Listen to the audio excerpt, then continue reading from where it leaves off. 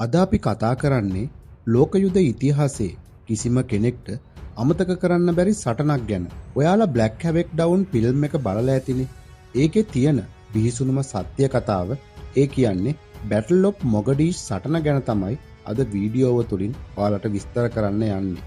ඇමරිකාවට කවදාවත් අමතක නොවන පැය 18ක් පුරා පැවතුණු ඒ දරුණු සිදුවීම මොකක්ද? අද වීඩියෝව තුලින් අපි ඒ ගැන සාකච්ඡා කරමු. එහෙනම් අදත් රැඳෙන්න කියලා ආරාධනා කරනවා මේ සුවිශේෂී වීඩියෝවේ අවසානය තෙක්.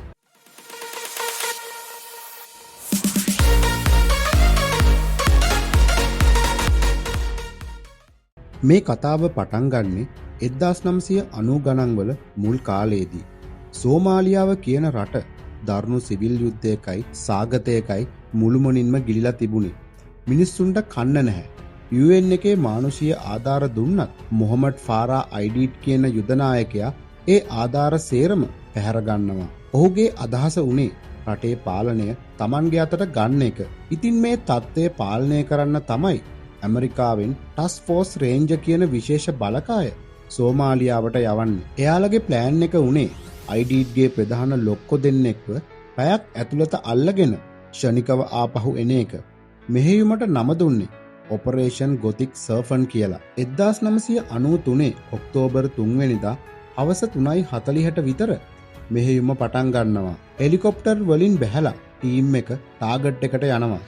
සිරකරුවන් අල්ලා ගන්නවා. හැබැයි මෙතනදි තමයි ලොකුම වැරද්ද වුනේ.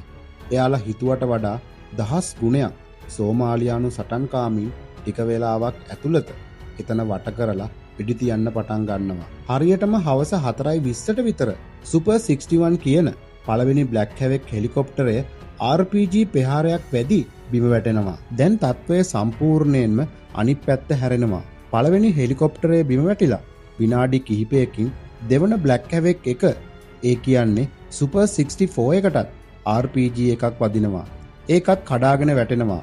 මේ අවස්ථාවේ තමයි සැබෑ වීරයෝ දෙන්නෙක් ගැන කතාවක් එළියට එන්නේ.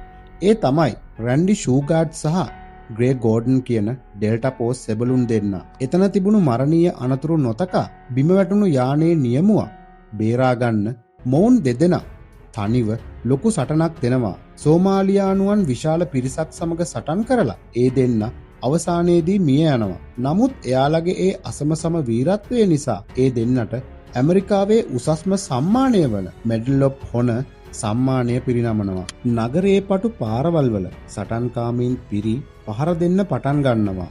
ඇමරිකානු බටපිරිස් අල්ලාගත්තු සිරකරුව එක්ක ආපහු යන්න පටන්ගත්තු රථපෙළට ඉදිරියට යන්න බැරි වෙනවා. හතර වටෙන්ම වට කරලා රථ පේලියට පහර දෙනවා. ඒක හරියටම මර උගුලකට හසු වුණා වගේ ඔවුන්ට සිද්ධ වෙනවා. ඒ භයානක නගරය ඇතුලේ හිර වෙලා රෑ එළි වෙනකම්ම ජීවිතය වෙනුවෙන් සටන් කරන්න.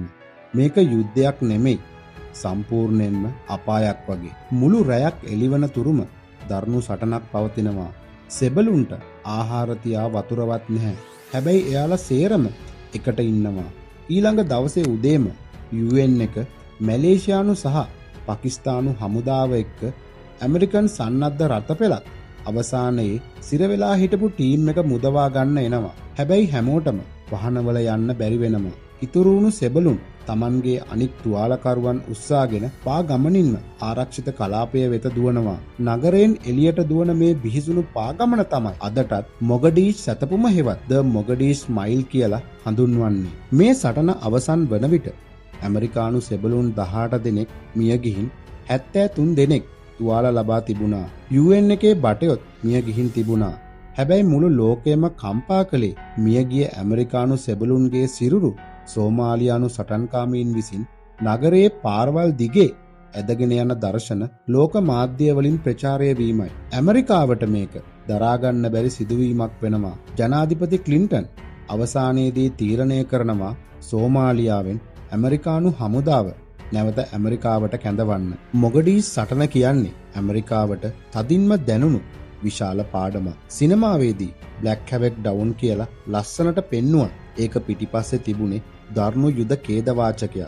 යුද්ධයකදී කිසිම සැලැස්මක් 100% සාර්ථක වෙන්නේ නැහැ කියන එක මේ සටනෙන් ඔප්පු වෙනවා. අද අපි කතා කරපු මේ බිහිසුණු සටන ගැන ඔයාගේ අදහස මොකක්ද? පහලින් කමෙන්ට් කරන්න. ඒ වගේම මේ වගේ තවත් සත්‍ය යුද කතා ගැන දැනගන්න කැමති නම් මේ වීඩියෝ එක ලයික් කරලා අපේ channel එක subscribe කරන්න. bell icon එකත් ඔබන්න.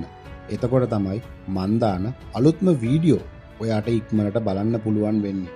එහෙනම් තවත් දවසක මේ වගේ වීඩියෝ එකකින් හම්බෙනකම් අදට සමුගන්නවා. සියලු දෙනාටම සුබ දවසක්.